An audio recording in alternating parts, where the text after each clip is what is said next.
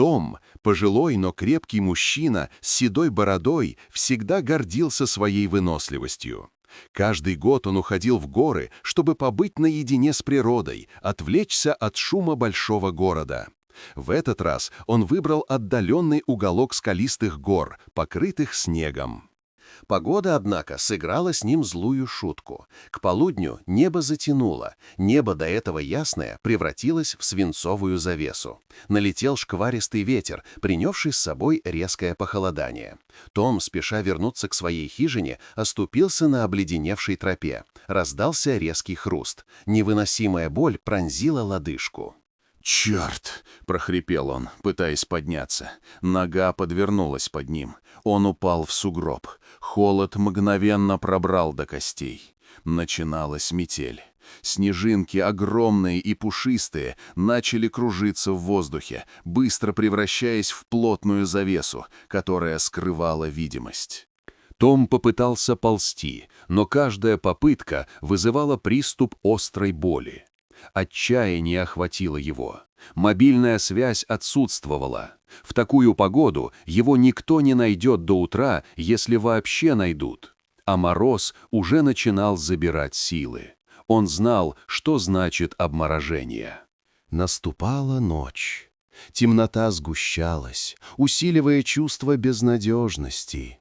Ветер усилился, и температура упала до -20. Он начал замерзать. И тут, сквозь вой ветра, он услышал это. Тихий, зловещий вой. Сначала один, потом второй, третий. Они были близко.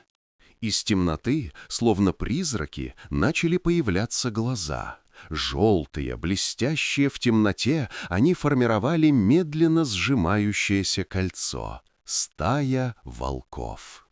Том знал истории о волках. Он знал, что голодная стая не прощает ошибок. Его сердце забилось, как сумасшедшее. Он попытался крикнуть, но голос застрял в горле. Он был ранен, одинок и окружен.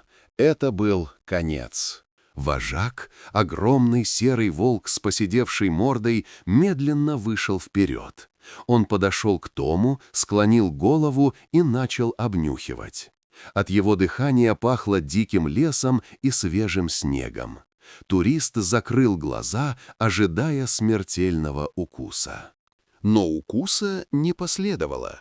Вожак закончил обнюхивать и, к полному изумлению Тома, медленно улегся рядом с ним, прижавшись боком. Затем то же самое сделали другие волки.